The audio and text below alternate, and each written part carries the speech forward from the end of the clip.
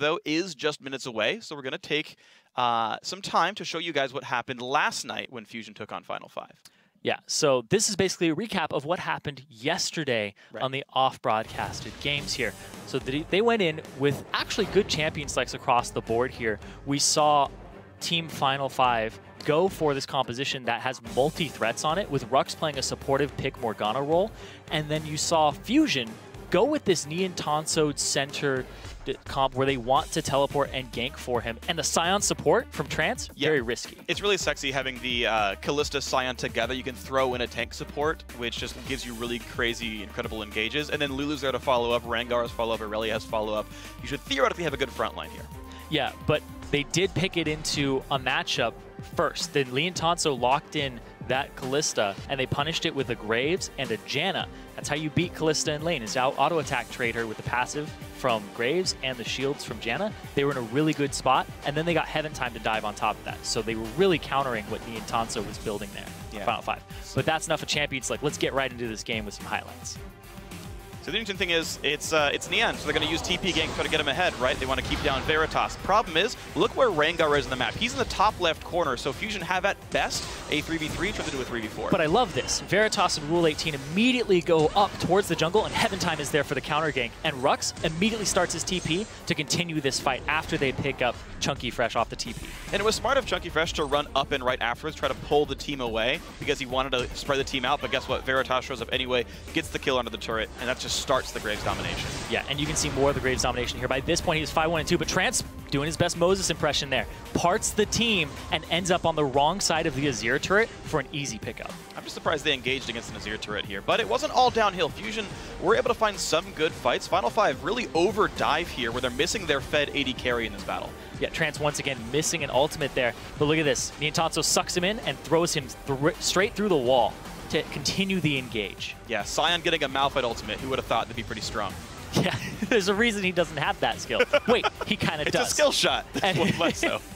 Anyway, that looked like a fight that Fusion was going to start to get back into the game, but once again, Trance going really hard and missing another Scion ultimate. And he's the support Scion. He doesn't have the gold to follow this up. And then again, thrown straight through the Azir wall to continue this engage. But by this point, they have multi-threat here with Veritas' Graves and Gate just outputting so much damage in this fight. They are unchecked. And poor Trance got pushed from the Janna ult over the Azir wall and pushed farther back by the soldiers. You can see the disengage power of Final 5 quite strong. Veritas 7-1-3, 7-1-4 now at this point. You feel for him, he's going to win you the game. Yeah, Veritas is an extremely good player. Mechanically sound. He is #1 in Challenger right now by about 300 points. First Challenger in North America, and he's showing his mechanical prowess here, where he is the main target and just kites them around in circles on Graves. He's the reigning Oceanic champion. This guy is the real deal. And it's going to be a player that's going to be fun to watch. This was, of course, Final 5's game, and we'll see this rematch, of course, in just a few minutes. And Fusion came into this, and I have a quote from him: "I'd be surprised with anything besides very dominant victories over Final 5 this week," from one of their 4 coaches. Wow. Ended up not being the case here. A pretty close game despite a couple of misfires early on. A couple team fights back and forth, but clearly Final 5 looked very good in this new lineup. Yeah, Veritas being involved in 15 of the 16 kills and really carrying this game. Gate played a consistent mid laner and became that secondary threat. So even if Veritas did get focused, you have to think about the Azir. But also, Rule 18 did a good job too, having 100% kill participation on that Janna. Here's the thing though, Neon Tonso on Fusion is their heartbeat right now. So he's the guy that they're all looking to shut down, and he needs to step up for this next game. And we'll see if they can do it, though. Of course, guys, to talk about these teams a bit more, this is not the expansion tournament anymore. Fusion have lost a lot of their old starters. Macnoon is gone, Glebe is gone, Nintendo X is gone. Those guys all departed since December. Huhi and Neon Tonso, still very good players, still on that roster, but the rest of these guys have a lot of rebuilding to do. Yeah, Final 5 played their opponents better, right? They camped bottom lane and crushed Neon Tonso by focusing their attention onto Veritas and getting him going. So far, some good teams. Yeah, I thought that was a really good strategy, because when you look at Fusion, you think Neon Tonso right now. You think a little bit of Huhi, but Neon Tonso is more of their big voice on the team. He was shut down, and Fusion needs to find a way to get him going. He really is the pulse, like I said, the heartbeat of the team, and he can carry this team. He's a really good team fighter, and his laning phase just needs a little work. I'll see if they can fill that one up. Of course, you can't underestimate their opponents here with Veritas and Rule 18. Rule 18 was one of the unsung heroes. People were actually surprised he remained on the roster of Final 5. He had performed poorly in the expansion tournament, that Final 5 support, but 100% kill participation. His Janna only one death in Game 1 of this series. He's done well. We cannot talk enough about Veritas. The player you guys might not have heard about very much, but one thing I will share, he is the reigning Oceanic champion. Right? He played on Avant-Garde. I got to cast that tournament in at PAX Australia. He was a Korean foreign exchange student to Australia, has now, of course, moved to play here, but very, very, very, very, very strong player. So this is someone that you guys all want to keep your eyes out for. Yeah, his mechanical prowess is pretty much off the charts. You don't get #1 in North America by about 300 points. He was first challenger, too. Yeah. He put so much time into this game. And he's come over here, he speaks the language, he speaks English very fluently, and even if he does have communication problems, Heaven Time speaks both Korean and English and can translate things for him. There are some cultural differences there, but they are meshing as best they can in such a short time. It's very impressive to see them just come out of the gate so quickly with a really good performance. Come out of the gate so quickly. Yes. Good job. All right. We've started early. Unintentional puns. They're the best ones. Yes, they are. Yeah. But Team Fusion, they were a little late, so they do lose that first ban, which when you are red side, it could hurt you a little bit here because you're going to leave something up that they're going to want to first pick right off the bat. So, okay. Make sure you play your ban phase properly. So Fusion, so worried about the Callista. They had picked it early in Game 1. They're banning it here in the second one around here. The Ahri, now by the way guys, we are on 5.2 for this week of Challenger, so the Ahri, the Azir, champions like that, much stronger than they are on the current live environment. That's why you're seeing these bans here. Yeah, and I want to see that Lissandra being banned last. If they don't, that looks like a first pick up there for Rux. And it is a flex pick too. Gate does play that champion. And you know what? Speaking of flex picks, they could go with that too, but that would leave that up. And the prioritization is on that champion on Kassadin. That's interesting, yeah. It's weird how the matchup does play out because I feel like Kassadin has a decent time in the matchup, being that he's good against magic damage. But they have such different styles, right? Where Lissandra can start the fights hardcore and Kassadin can't just play picks forever. So we'll have to see how those match up if we do see these champions coming through. Fusion, though, with plenty of time to make their first grabs. Callista, the only AD carry band away. Annie, the only support band away. We've typically seen a lot of prioritization on champs like Morgana, for what it's worth. Yeah, Morgana's making her way into top support and mid lane currently. Saw a lot of players in the play-ins, actually, in the qualifiers, play mid lane Morgana. I was watching a couple of games and it was like, wait a second, isn't this a different team? And like multiple teams were playing Morgana mid. Yeah, we're back to Season 1 style. Top lane especially, actually. I almost feel like I see more top lane Morg than mid lane Morg. By a small margin, I agree that she is gaining popularity as a solo laner. But we'll have to see if the champion shows up at all. Fusion taking plenty of time, and they are going to grab the Lissandra after all, so as you predicted, high priority, but Janna actually being the top support here. Yeah, they take the Kassadin away because that's who he's most played champion, but his second most played is Lissandra. So he's going to get one of those two champions off of this pick ban phase due to the loss of a ban. But I do like the fact that they picked up the Janna, because that's Rule 18's most played champion by a mile. He's got like 78 games on that champion, and then his most played after that is Lulu with like a third of it. Oh man, so I mean, you expect, though, with just that being this season's games, he's probably got some decent picks to still go back to.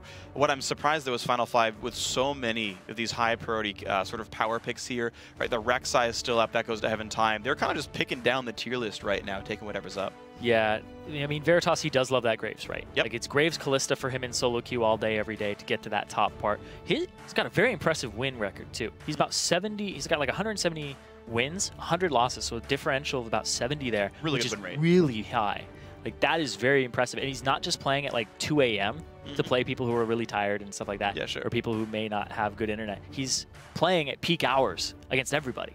I think it's fantastic that he's up there and just trying to test himself on the solo queue ladder, but he wants to test himself competitively now too.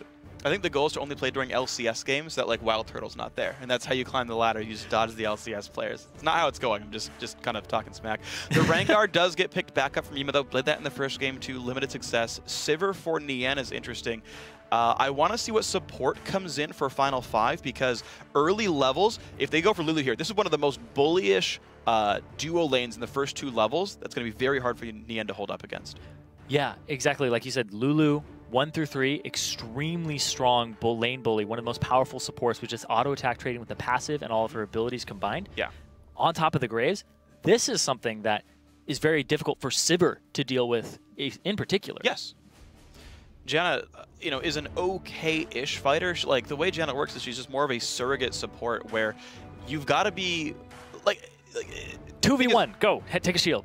Yeah, basically, you really do 1v2 and you rely on your AD carry being ahead and saying you can't win the trade so the shield lasts and we get the damage out. But if you're behind, Janna doesn't do all that much.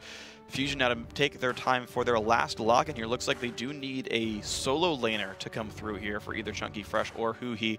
And oh man, Huhi's definitely a thing of nightmares. It helped carry Fusion pretty far in the expansion tournament. Obviously not quite enough as we see them in Challenger this split, but no. Back to Aurelia. Okay, so Chunky Fresh once again on Aurelia and Lissandra for Huhi. Yeah, Chunky Fresh, he was a support player for them. He filled in for Glebe during expansion until Glebe got there, and then he was on the bench as the support. Then Glebe left, he came in, and it's like, no, we're going to throw you top to replace where McNoon left that spot open. So Chunky Fresh wants as comfortable of a champion as possible for him in that top lane, so they want to give him a matchup that he knows, something that he's played a lot, because I don't know how much time he's actually dedicated to that role. He's got a couple months under his belt. Yeah, but it's still, you know, you can get thrown curveballs, especially in competitive play. Yesterday, actually, nobody was lane swapped on. Yeah. When I looked back at the VODs, nobody's lane swapped on, so everybody's just kind of going 1-on-1s, 2-on-2s. I want to see that first lane swap. How do people react to it? Yeah. And how do these challenger teams really move the jungler, allocate their resources, and if they play it correctly, because a lot can go wrong.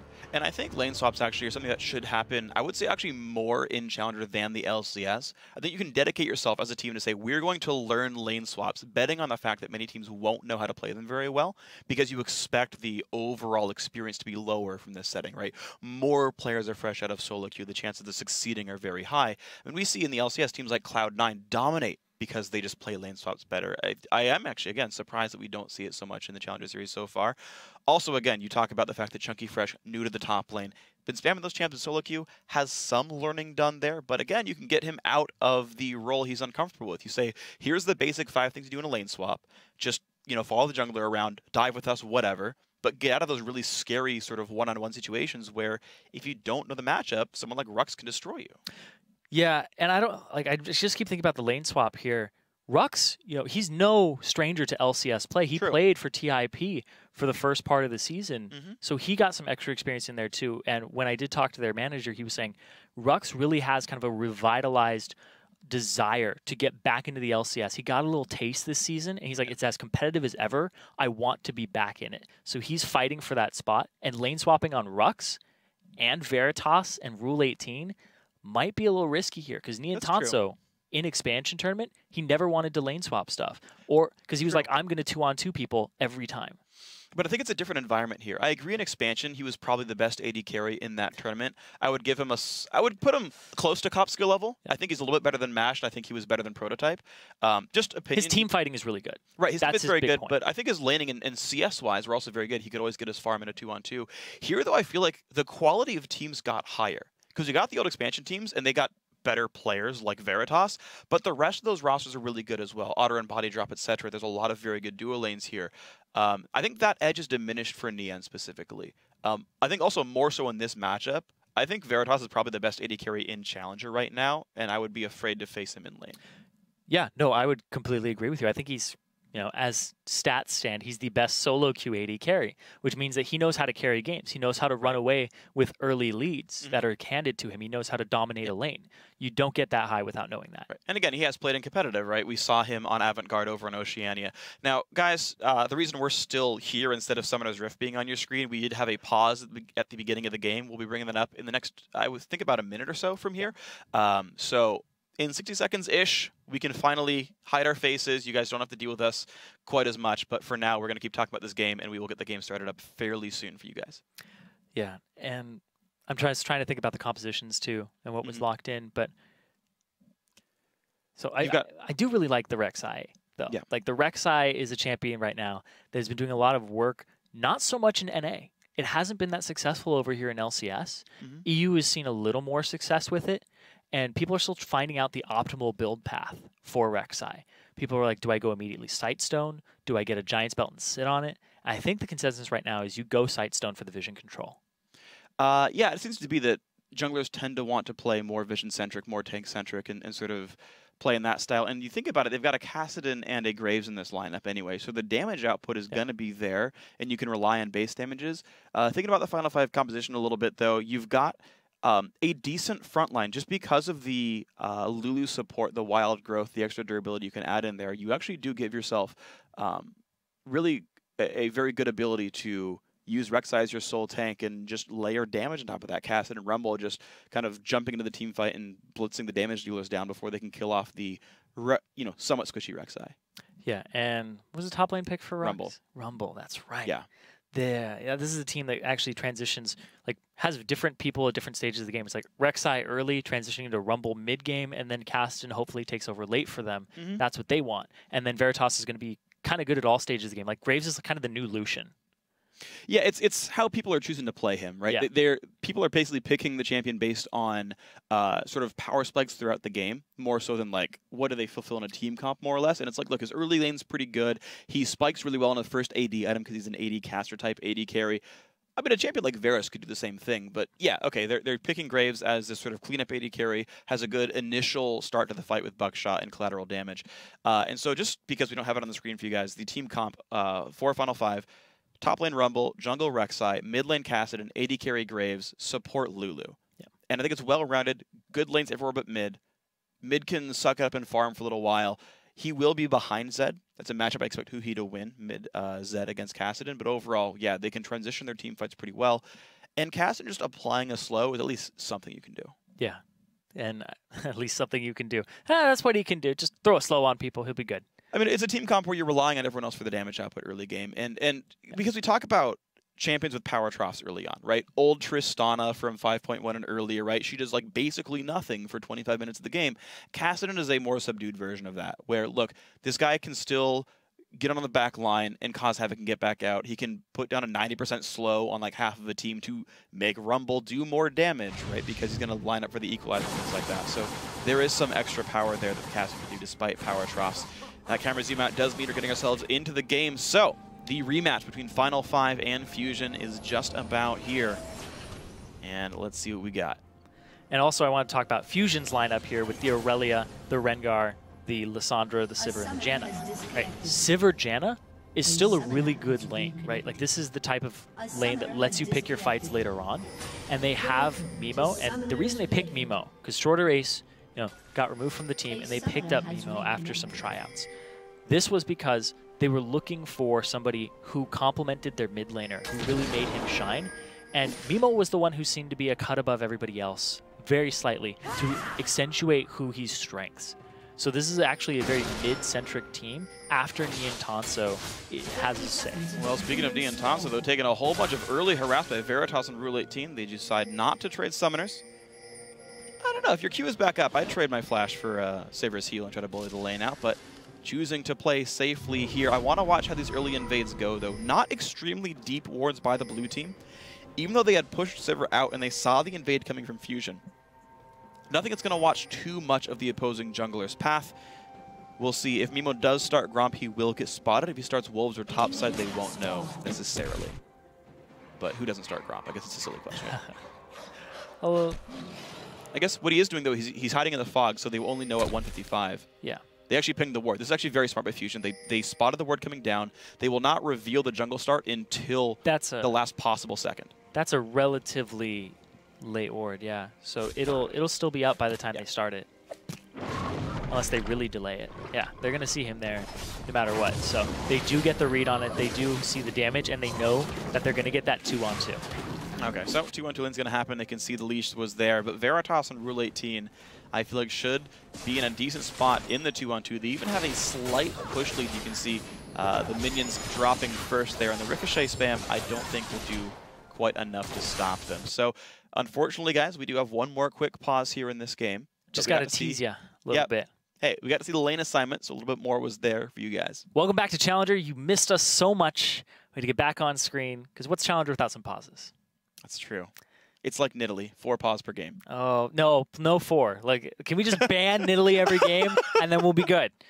No more pauses. But so that bottom lane matchup, though, I want to talk about that a little bit. And I know that you're really keen on these. Yeah. So when it's Janna Sivir, that's more of a team fighty. That's more like a a utility for your team as opposed to the Graves and the Lulu, which is to dominate the lane. It doesn't have a catchy name like Narvin, but Sivir Janna is one of the most common duo lanes I've seen in League of Legends. If you go back and watch all like the pro games for the last month and a half, there's a crap ton of Sivir Janna. So first of all, it's team win rate. If you play solo queue, like both these champions are like top 3 in their role based on solo queue, which doesn't always translate to competitive for what it's worth. I'm not saying you need to pick Talon and Fiora every single game, but for what it's worth, it's there. What it's really good about, though, is the fact that it is a duo that lets you pick your team fights. When you want to start a battle, Sivir's very, very good at that. You pile on in, whatever the fight is. If it's a 5v4, you're almost always going to win it. If you're in a bad one, Janna presses R, Sivir might as well, and you get out there. So they're very good at choosing what kind of team fight they want to do. They're not good at the team fight necessarily, but again, 5-on-4 means it's free regardless. The laning phase is actually less bad than you might think. Because they run pretty quickly, because Sivir can help Janna get out through the ulti, they're actually fairly resilient to ganks. Also, Janna Q can stop like Lee Sin Q, can stop a Vi Q, can stop a Jarvan EQ, can actually block most of the move blocks here. And then the way they get out of the laning phase itself, because their 2-on-2 fight isn't very good, is they have godly wave clear. For spending very little mana, Janna buffs up Sivir, and Sivir presses W, and the wave's gone. And you can just like shove into the turret and get away, shove in the turret and get away. It's how Tristana's used to get out of laning phase. They would rush Static Shiv, clear the wave with the E passive, and just never fight because the minions are gone. And so these guys can get out of lane. What that requires, though, is Sivir auto-attacking the minion wave at 500 range, which means she has to put herself at risk of getting attacked to push, and that's where it requires good skill by the Graves and Lulu to push her back out. You still have to be able to pop that shield, though, to actually get to her HP bar while she's trying to shove. And we saw it there. They're trying to rush those waves down on both sides so that nobody gets that advantage. So it's not going to be one of those, all right, let's try and make sure that the wave is prepped for the 3-minute gank, because both the junglers start on the bottom side. You aren't going to get jungle attention unless they come straight down from level 2 until about the 4.5-minute mark. Yeah, what you are seeing, though, is the fact that, you know, Buckshot does decent damage, and the level 2 will come out first by Final 5. It's 1 minion away now for them. And look at that, immediately jumps on in, one attack onto the Janna, and back they go. Mimo is actually in the jungle in the river.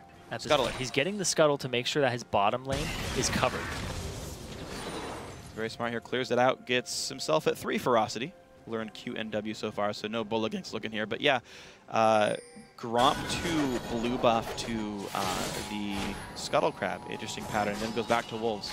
Yeah, it means he's going to be a little behind in levels and experience overall, because the Scuttler doesn't give you that much experience compared to a camp. It gives you some gold, but you usually want to kill it once you have your jungle item to just enhance that gold by a flat amount. 65 at this stage of the game instead of, I guess it would be 80 if you had upgraded by now. But it will let him recall off of just only 3 quote-unquote camps here. If the 4th you count the Scuttler, you can see the bottom lane trade. Look how much damage gets done there. Yena's out of mana. Veritas pops the heal. There's nothing to be done to him, really. I'm surprised he flashed, but was afraid of the Sivir damage output.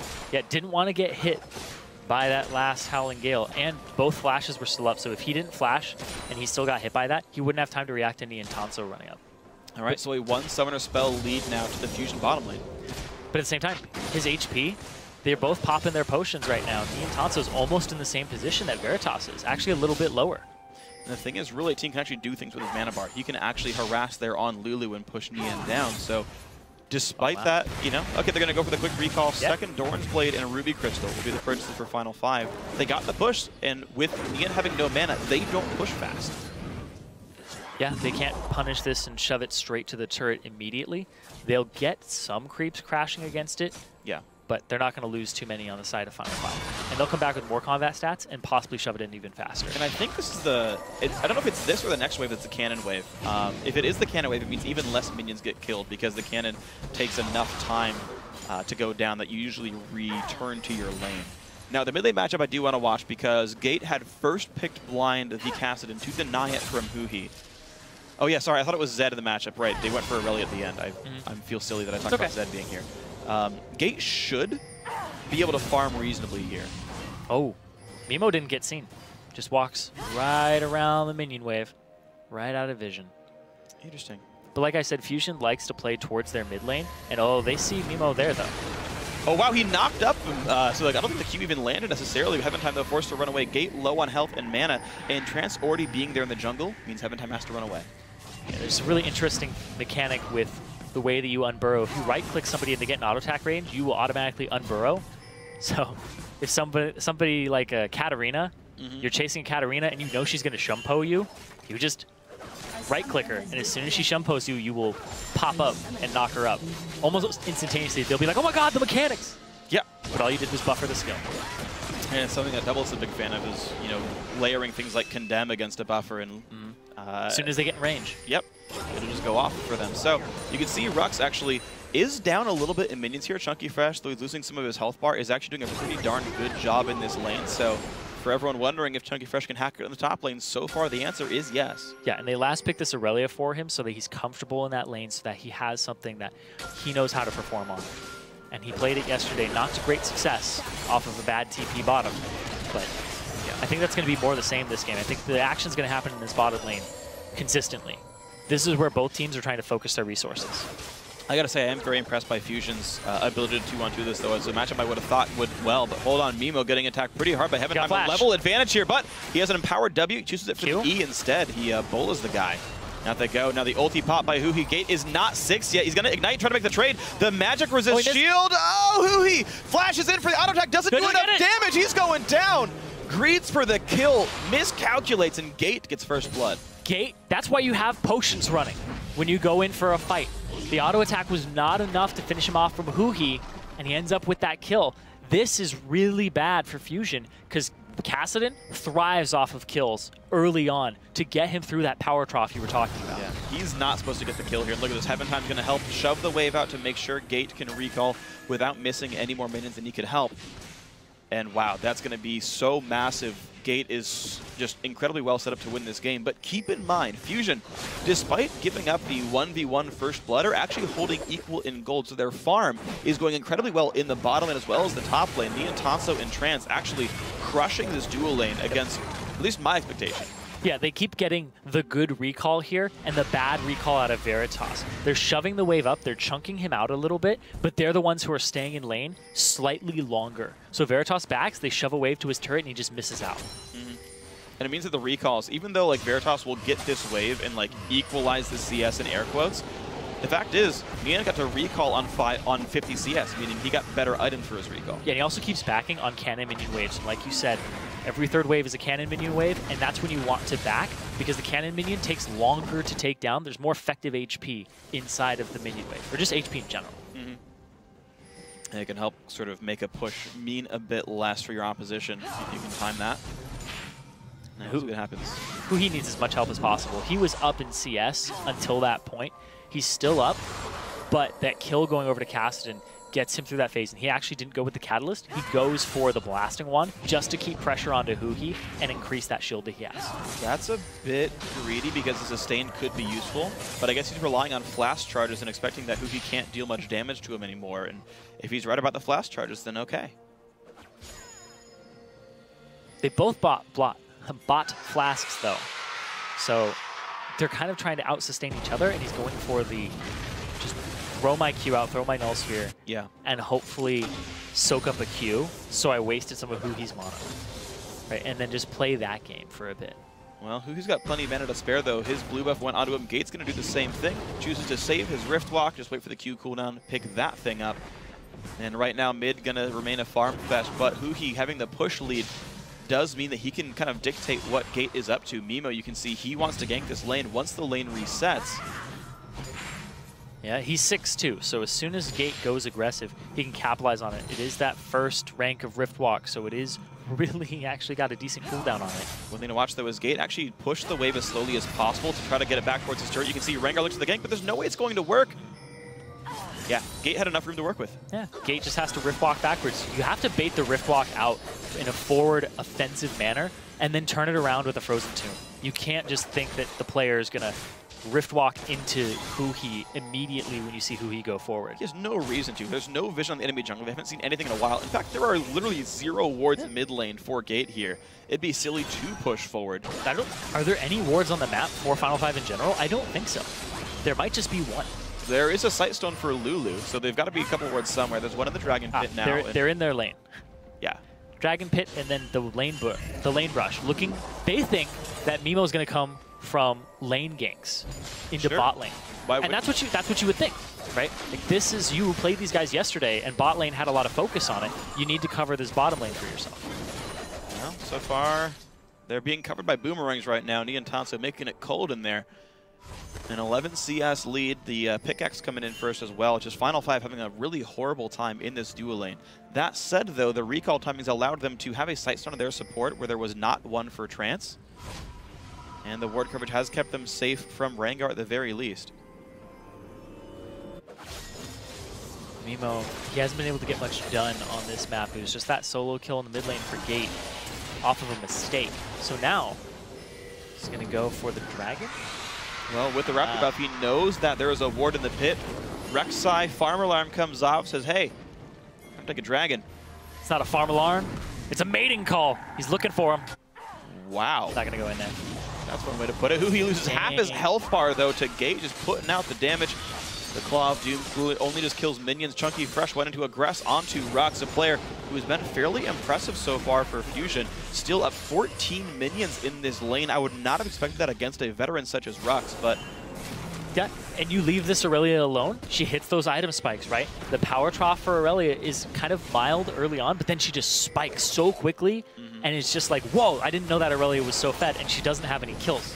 She just has CS. All right, well, Guts for Final 5. Teleports are up for both top lanes, but they have grouped for the Dragon. Fusion milling about. Maybe they will stop. Heaven Time looks for the engage. Gets a two-man knockup. In come the TPs. Trance losing a lot of his health, and down goes Rek'Sai, though. Final 5 now to fight a 4v5. Veritas forced to run away. Great Rumble ulti is going to buy a lot of time for the team. Rule 18 stuck against the wall will also go down. Fusion picking up a lot of kills this fight. 3 kills unanswered. There's still a turret there. He wants the execute. No, gives the kill to Aurelia. Now Gate, nowhere to go. That's a kill. Take his last breath there. That's a 5 for nothing. Yep. Fusion just crushed that battle. They're going to get the dragon. Absolutely beautiful fight. The TPs came in. They already had the dragon on them, and then they trailed off to the right side and just got collapsed on.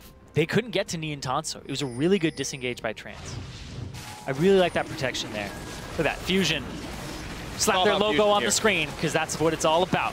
They can't get to Niantanso. Heaven Time flashes to get to him, but then they're on Veritas at that point, and there's nothing they can do about that. Veritas has to flash over the wall, and he starts backing for the remainder of the fight. He's effective DPS drops to 0, and it's all about Rux with the equalizer, but it's still not enough at that point. It absolutely wasn't. So, unfortunate risk there by Final 5. They tried to circumvent the Aurelia Triforce Power Spike, use the Rumble with the Haunting guys were done, figured, hey, it's going to be a lot of damage, but just couldn't do nearly enough for these guys. Fusion now looking pretty incredible. Yeah. They've got ward control. They had a really good bottom lane setup here. Niantanso is crushing this lane by 20 CS. He has a BF sword, pickaxe, and all the components for his Infinity Edge against a Brutalizer pickaxe. He's in a really good spot. Everytime's got to be afraid, though. Pops ulti into his own jungle, but can he really even fight in this? It does force Fusion back, but... And so far, these guys looking like the team people expected them to be back in the expansion tournament in the first place. This was expected to be like the team that was sure to make it into the LCS.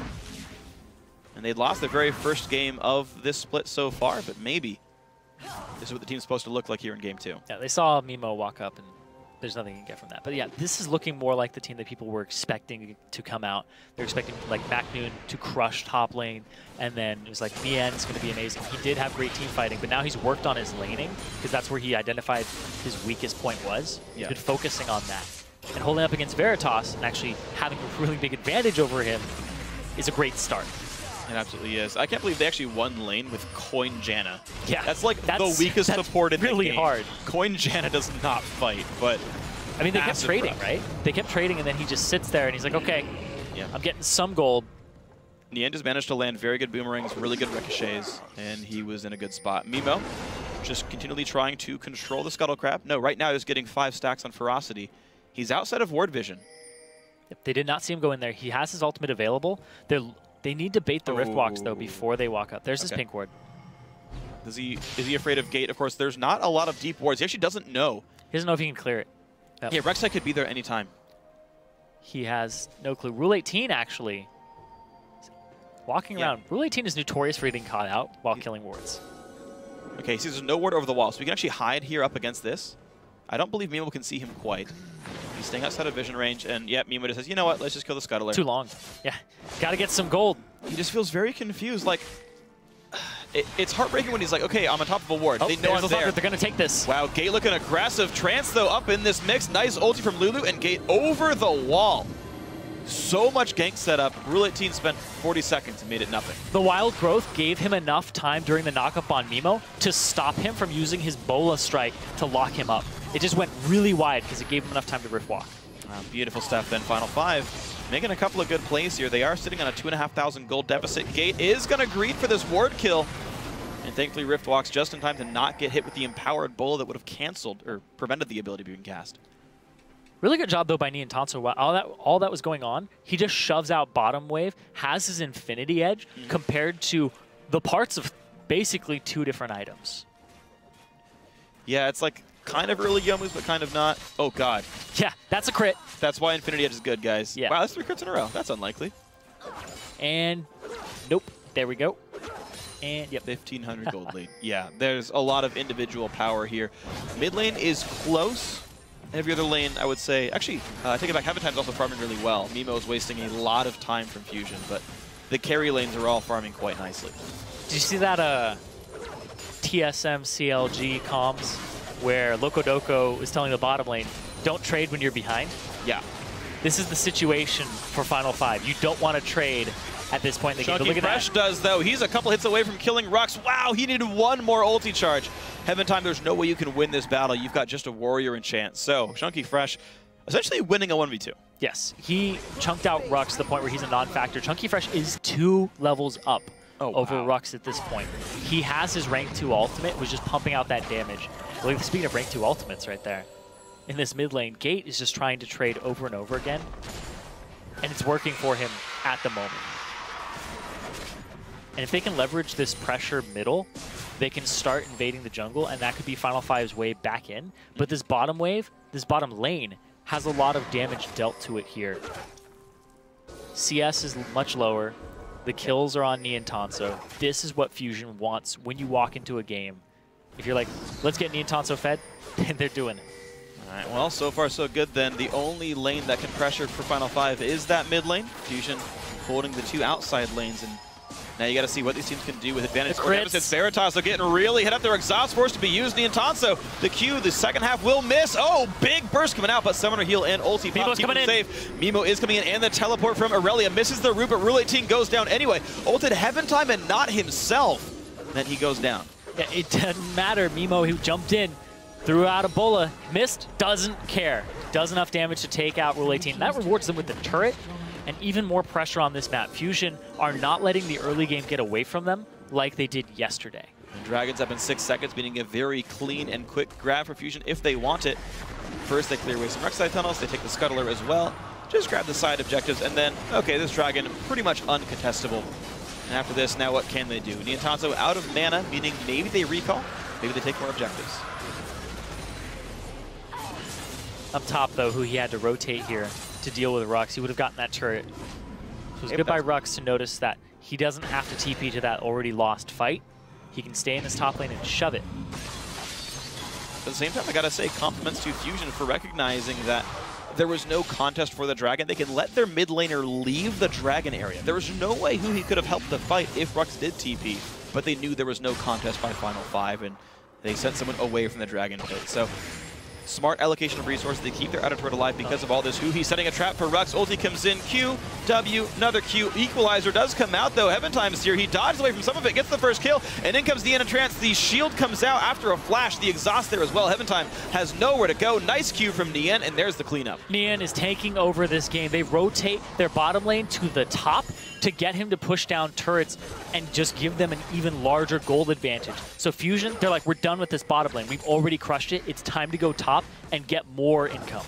Wow, I'm surprised they chose top lane over mid, being that Kassadin... Mid's really low, too. Mid, yeah. They could take mid at any time. Maybe it comes next, but Mimo is forced to defend 1v3 in the mid lane. They're sending Lissandra over, but she's not going to be here just yet. Nobody's dealing with Nian. Oh man, they're up to top tier 2, and no one is there. You're absolutely right. They expected defense, and they went around to ward and look at blue buff. They could have like all in that turret and gotten it to half. Yep, they decided to just get the blue buff for their troubles. might maybe rotate towards the mid lane because it is below half HP. That mid lane is really close to falling. Yeah, but just look at the expected rotates. Like, I want to point out all these things that happen. Nian trinketed with his blue trinket. The brushes by Baron, again, expecting Final 5 to show. Still, no one tried to defend against his buff steals, his pushes, or anything. Gate, though, does get rooted, has to flash away from Nian's Q, but this is still likely to be a dead outer turret. The rest of Final 5 are coming, though they're nearby. Nemo's going for the flank. He's going to flash on a Gate. Down goes Cassidy, 1 for nothing. Now, can you really fight much more than this? Another root does land. Heaventime losing a lot of health.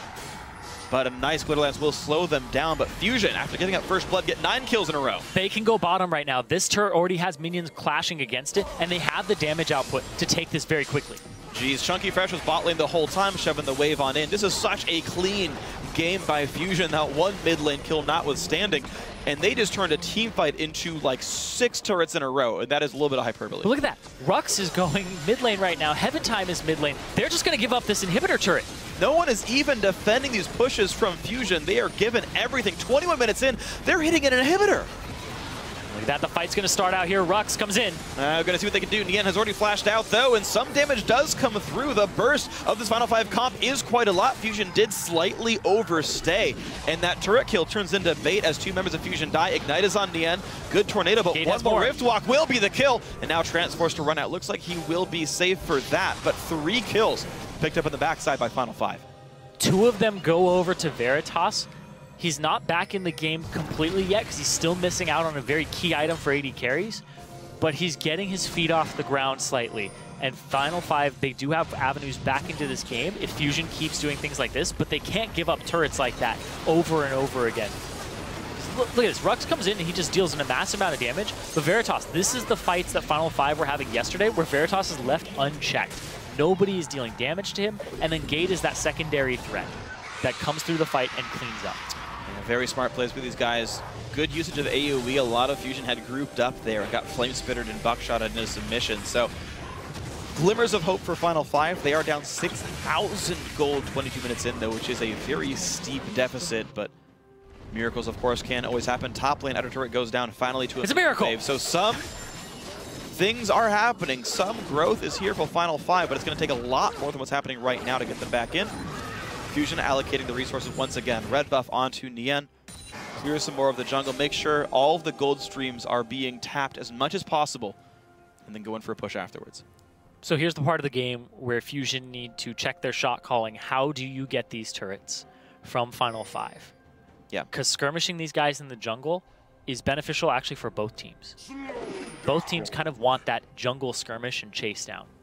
That's true. With the gold lead, you expect most of these skirmishes to go Fusion's way. What I will point out, though, is there is no deep vision for Fusion because all those turret kills, all that movement throughout the map was on the same recall, meaning Sightstone ran out of charges, and there was no ability to put more wards down. There was a single deep ward here. They are re-invading for the blue buff in the top side of the map, and for this top turret that actually no one from Final 5 right now is defending.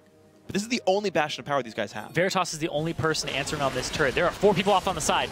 He jumps on in and it forces immediately Veritas to retreat. He ults for the minion wave, but who even cares? Nothing goes down. There's top. They're wrapping around. Heaventime wants something to do, but he's very alone. The team is nearby. Okay, hold on. Horse to run. E is down. Equalizer comes off, but the re-engage, the ulti. Mimo the front lines, but a lot of CC might keep him alive. Trance got to be careful. Puts the ulti on, but so much damage coming through. Mimo still running out. Gate wants his kill, gets one. Now Huhi forced to run away. The Flame Spitter from Rux does start turning this fight around. 2 for 2 so far. Chunky Fresh trying to be the carry his team needs, but Veritas might answer back onto him. Niantanzo says hello to Veritas, jumps over the wall, but Chunky Fresh answers him back. Triple kill for the Aurelia. Now Gate forced to run. Can he do so? Another stun comes across, and that will be the ace for Fusion. That team fight looked like it was going terribly for Fusion, and then it gets flipped around because Veritas is not in it for a very long time, chasing Niantanzo and Trance out, but they just wrap around and re-engage the fight because Chunky was just keeping them busy. Power gold leads. Yeah, but watch Veritas's damage output. He's off on the, he's down below this fight, and he walks up, and then he chases them off to the left side, and they start running away. They disengage him, and he's trying to get back in. And he chases the left side of the fight instead of the right. So he actually doesn't get anything done here. Oh, wow. And then, meanwhile, they're cleaning up here. Chunky Fresh takes out Rux. If Veritas had, instead of chasing, had immediately pulled off, he would have been able to take out Chunky Fresh. And then they would have been able to turn this. Bit agreed by Veritas. Unfortunate play there, and it does give Fusion's Chunky Fresh the time to deal damage. And right off the respawn, Fusion wants this blue up. The steal attempt comes in. Nice smite. Heaven Time does flash up the wall, but guess what? Lissandra presses R to get the kill back. Now 4v5. Fusion has some time to make plays. Good job by Huhi there to throw his Glacial Path over the wall because he knew that's where Heaven Time's exit route was. So he covered his options. Very smart things, and the quick ult to make sure he couldn't get out any farther as well. But again, 5v4, the Dragon does give 1 to Final 5 here. They get the attack damage and AP buff. But mid lane, under fire, the whole team is here. The Janus shielded Sivir eviscerates turrets with a high attack speed build of Berserker's Greaves and the Phantom Dancer. Those things die quickly. Chunky Fresh now also to take away more of the jungle. That said, he is on top of a ward while doing this. Final 5 can collapse. Chunky Fresh is really tanky at this point, though, for the damage output. Final 5, you see Veritas' item build. He doesn't have a lot of crit chance, doesn't have the crit enhancement either. Chunky Fresh. Oh, ults it. Hey, he's got to ult it to take it. I think it's worth it. Yeah. Get away from Aurelia. She's a pretty big nightmare with that. If she would have queued that, it's definitely over 200 damage. It's over 200! Ah! What? 200? On repeat, over and over. Oh, man. But, so these guys on Fusion's side right now are really relying on Ian Tonso, and it's working. Yes. He's got the highest CS in the game, the highest kill participation on his team, and he's going for a Bloodthirster because he doesn't care about the armor yet. He's just wanting that Boomerang Blade damage to chunk out Veritas from the fight and to shut down Gate. And that'll be the goal. Gate, the only guy really still doing all that well on the Final 5 lineup. And if he's allowed to run free, he can do really scary things to the back line of Fusion.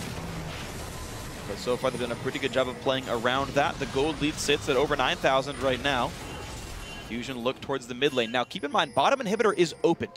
If they group bot, they just get to push the inhibitor down and likely make that pressure that sets up Baron. Final 5 look for a brush gate, or brush gank, rather. Gate was the one looking for it, though. Yeah, so, you know, it worked in the end. But you see really heavy hesitation. Fusion wanting to instead get Baron control right away. Okay, they pushed out mid. Cool, that means we can ward up Baron. So very obvious what their objective is going to be right now, setting up a Baron bait or a Baron rush. You can see that was through Trance's shield, by the way. That is the damage output that Gate has right now. It's a decent chunk of someone's health. They don't have the ward coverage for this. Final 5 pinging bottom lane. Look at that. The Scuddler's up. They see it. They know it. Fusion are obviously baiting this or trying to do it faster than they can react. They want the fight. They want to force it. He wants to zone them out. Claws on in. Ults Heaven Time. And then here comes the battle. They're staying for Baron. It's going to be killed by Chunky Fresh of all people, actually. But that is Baron to Fusion. This is not a good fight in for a Fusion. Pretty bad spot. It's going to be 2-0 so far. Now, who's going to get the cleanup? In comes Chunky Fresh. Does trade one back. And Nian gets help from Mimo. They will kill out Brux. And Heaven Time doesn't have the damage.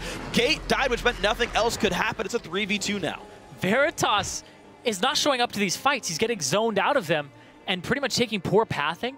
He's not able to get onto the carries. He's not able to be part of his middle line. And everybody on Final 5 are seeming a little jumbled here. They're diving after Nian Tonso, and he's just killing them while walking backwards because of his damage output. You just can't reliably jump in onto a Janna. I mean, you would think these champions are actually pretty good at dealing with Janna. You've got Rumble, Equalizer, Castor can get back in after getting knocked out. But the damage clearly is not there. Yeah, look at Veritas. He's so far away from this fight. They had to start it because the Baron was just going to go down no matter what. And he's still walking up at this point. And Final 5 continue to press this. They get Huhi, and they don't disengage it. They're immediately like, chase down Nian Tonso, we can't reach him.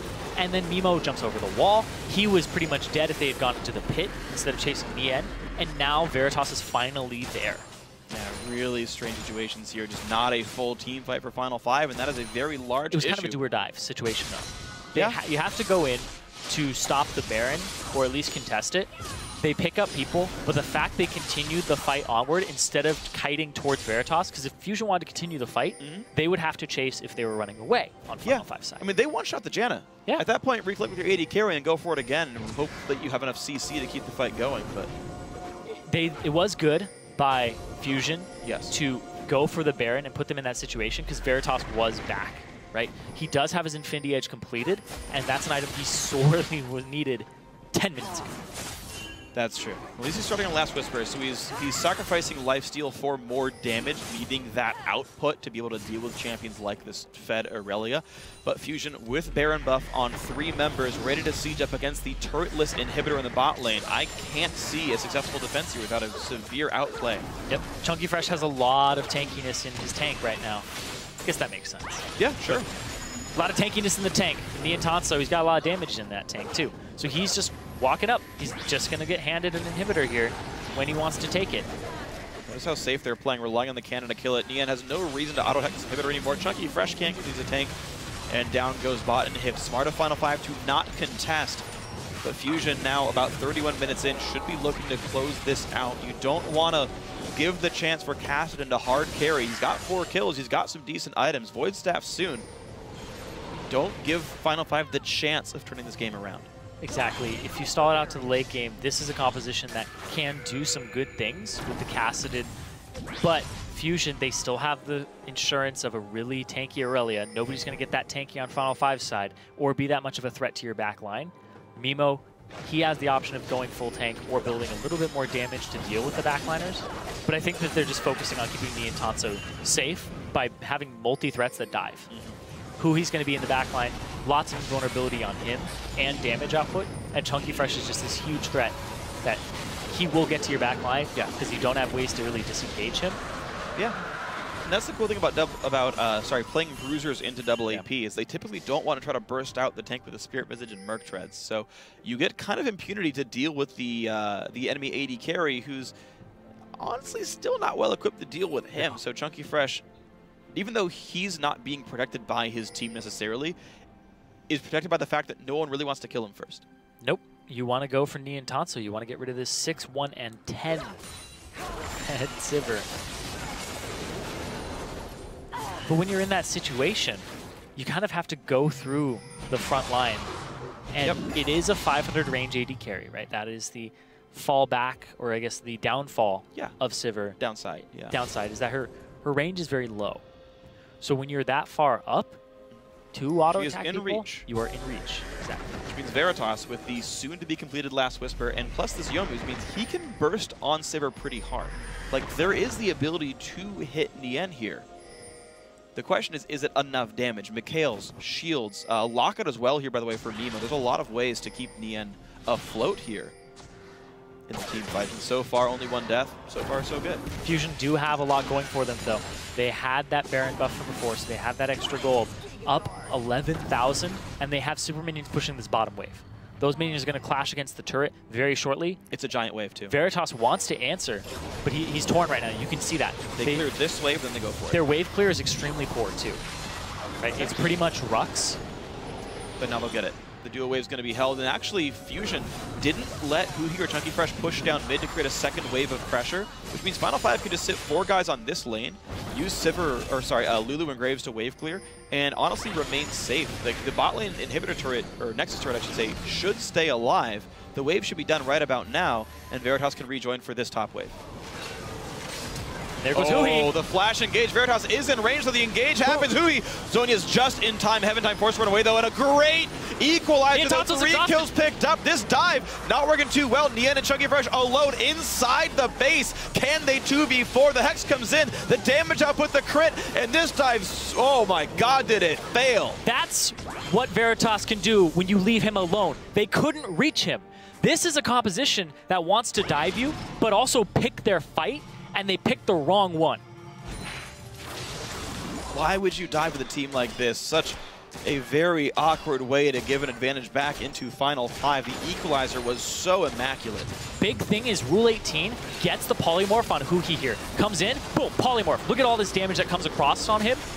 And he almost drops. He's forced to Zhonya's, and then Chunky Fresh and Neon Tanso are off on the left. So far away from Veritas, who gets the wild growth. The exhaust comes out, so Neon Tanso has to run away, and he's running towards Chunky Fresh, which isn't safety anymore.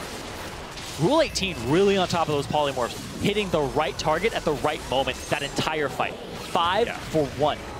And Final 5 are back in this. That's what we talked about 3 minutes ago. You don't want to give the chance for Final 5 to catch up. They, to be fair, are still down 7,500 gold. But you guys have looked at your match histories before. You get in those games and you're like, yeah, the gold lead was like 12K, and then it goes all the way down and the blue team wins suddenly. Fusion cannot let this happen to themselves. Now they still, again, hold very big leads. 4-item AD carry means Niantatsu can single-handedly destroy all of Final 5. If Fusion were all tanks plus Nien, they'd probably still win team fights. So F5 do have to be scary. Yeah, that's very true. But I think Rule 18 in the bottom lane just came up really big there. Rule 18 had a very terrible KDA back in the expansion tournament, and when members of Final 5 were getting replaced, the community was really questioning why Rule 18 wasn't replaced. He brings a lot to this team in terms of spirit and personality. He's the one who's facilitating it, but look at this. On a ward, stunned, rooted, forced to Zhonya's right in front of Lissandra. Lulu will gets him out of the fight for now. Heaven Time joins the battle. Equalizer on everyone. Graves ult as well. It's a whole bunch of damage, but guess what? Fusion are ahead, and they survived the early encounter. In the back line, Rumble goes down 3 for 0 so far. I can't see Final 5 turning it back around. And that means Baron and then likely an inhibitor. That was a trickle-in fight there, and Gate was standing on a ward, immediately engaged on. And that's a big mistake that could cost you the game this far in. Fusion, wow, they took that fight at the same time a giant wave was pushing down the bot lane. These guys actually could have potentially pushed instead, but they choose Baron, and they will, looks like, shove a wave and quickly recall and re-siege, using that team fight win just as an extra Baron buff to make this short-range team kill at base. Yeah, the Baron is guaranteed.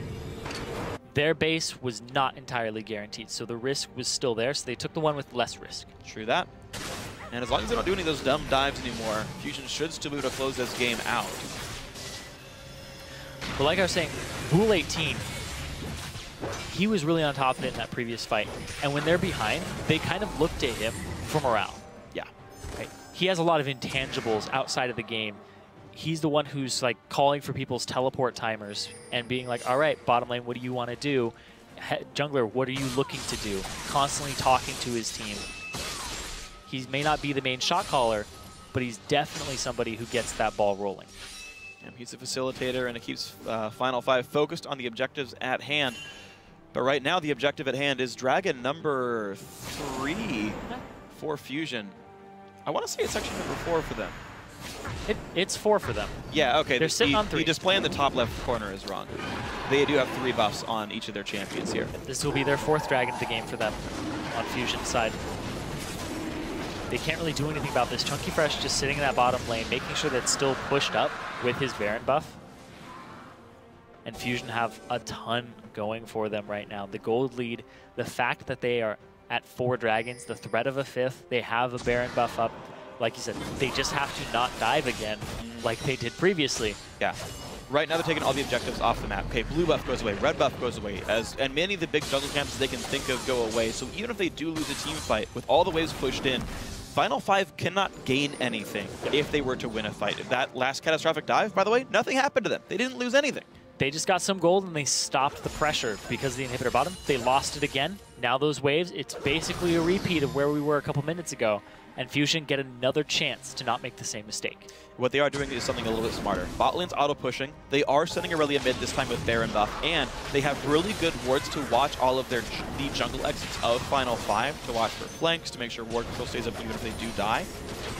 And now we're going to see the multi-pronged assault. Rux is bot lane holding a wave. Someone has to come mid lane very soon to hold this one that Aurelia is pushing in. There's the ping, the blue ping, and they're going to send Graves over to defend it.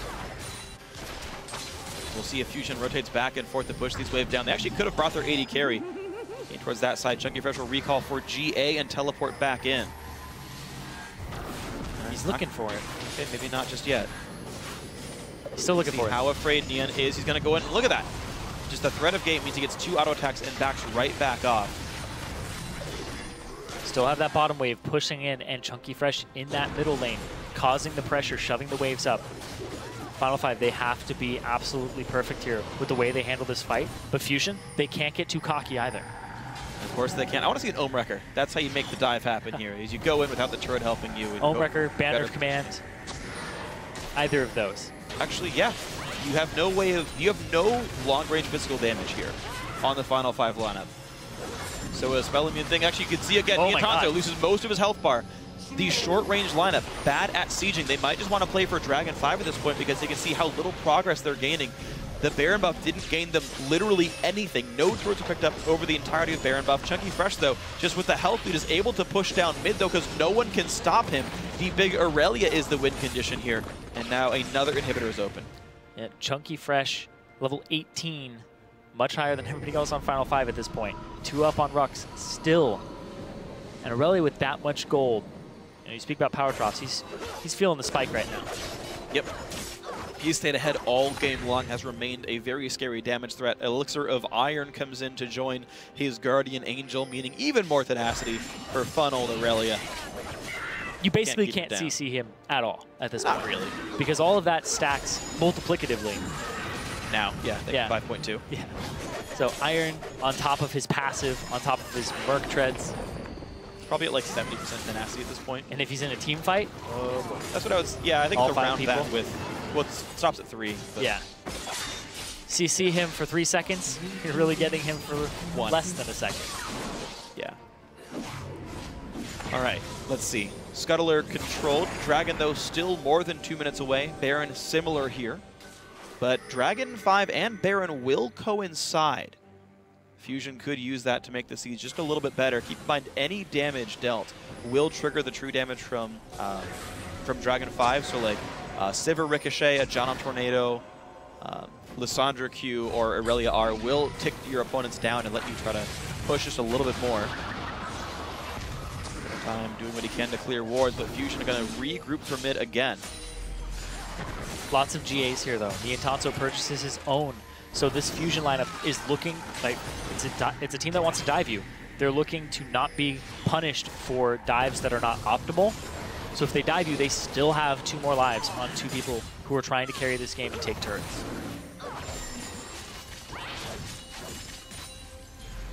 So the fear is still there. Mid and bot inhibitors, though.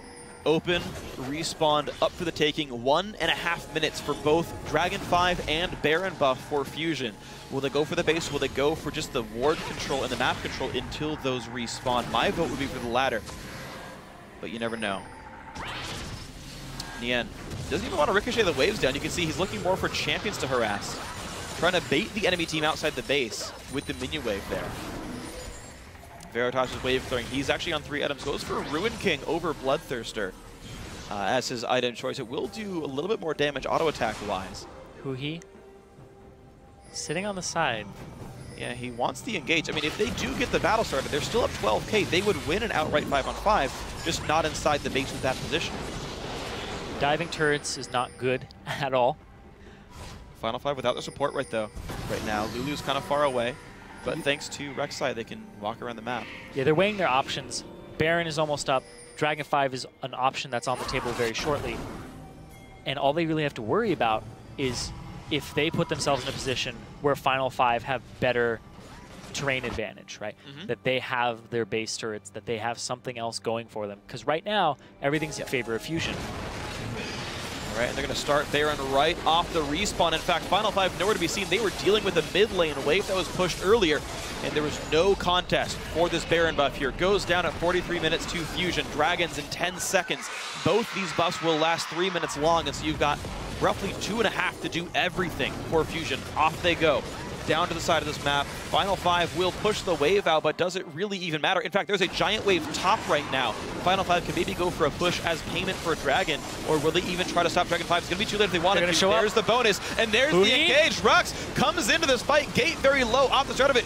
Memo's got to be careful too. Big ult from Graves and Trance is low, but the Dragon buff means so much power. Veritas getting chased out by Chunky Fresh. Rux can only do so much, and the kills start coming through. 4 already. Only Heaven Time alive. Fusion should be able to easily close this game out now. You have all the neutral objective steroids, and they're just going to power through them. 5-0 for Fusion. Well, they've got to take down this inhibitor first, but that's going to be a surrender all the same. 44 minutes. Fusion do get vengeance, and they split the series 1-1. Really controlled game by them. They played a completely different style than yesterday. They didn't let the bot lane get out of control. They had that advantage from CS from the get-go for Nian. Yeah. And they just pushed that further and further over Veritas and all of Final 5. Yeah, massive props to that Fusion 2-on-2. I came in saying, you know, I don't know if they really want to do that. I was wrong. That 2-on-2 was pretty freaking potent. Nian did a great job alongside Trance. Those two put up a great performance. They won themselves that game pretty hard here. 8-2 and 16 for Nien. Of his team's 24, he was part of 24 of his team's 27 kills, only 2 of his team's 13 deaths. We said he had to step up in this match. The team had to do well. That happened. Trance did the same at 0-2 and 23. Those guys made that team comp work. I will credit them, or I will criticize them for that one dive in the top lane, but thankfully they were far enough ahead that it didn't matter. Yeah, when you're that far ahead, you kind of get some wiggle room to make big mistakes like that. Yeah. That you otherwise wouldn't have the game completely flipped on you for. So at that point in the end, they're controlling everything on the map. It's kind of like when you're a shot caller, you're like, I have so many things that I want to do, and I get to do all of them. Yeah. I get to siege the base, I get to take the dragon, I get to take the Baron, and you don't really have to make any calls that are risky at that point. You're kind of like, they can't contest it here. And then it's like Gate standing in a bush, and we get complete control over everything. Yeah. It's really just... It's a wet dream there for a shot caller. Yeah, just like, the map is mine! The map was, in the end, he got to do what he wanted. That said, though, a fully short-range team composition meant that actually sieging was very difficult. The only ways they got into the base was either off of a team fight and an ace, or off of an out-rotation, or off of Chunky Fresh as being too tanky to take down in his solo push. So, the siege, I think, may be a misfire. If it was there maybe to hold pressure on the map to keep the waves pushed in, but as an actual win condition, sieging did not seem to be very good for Fusion. But that's fine. They did other things good. Yeah, it's a very dive-heavy composition. Yeah. So that's what they ended up doing. It bit him in the foot one time, and then they just went back to the drawing board and played it very methodically from there. Yeah, well, thankfully,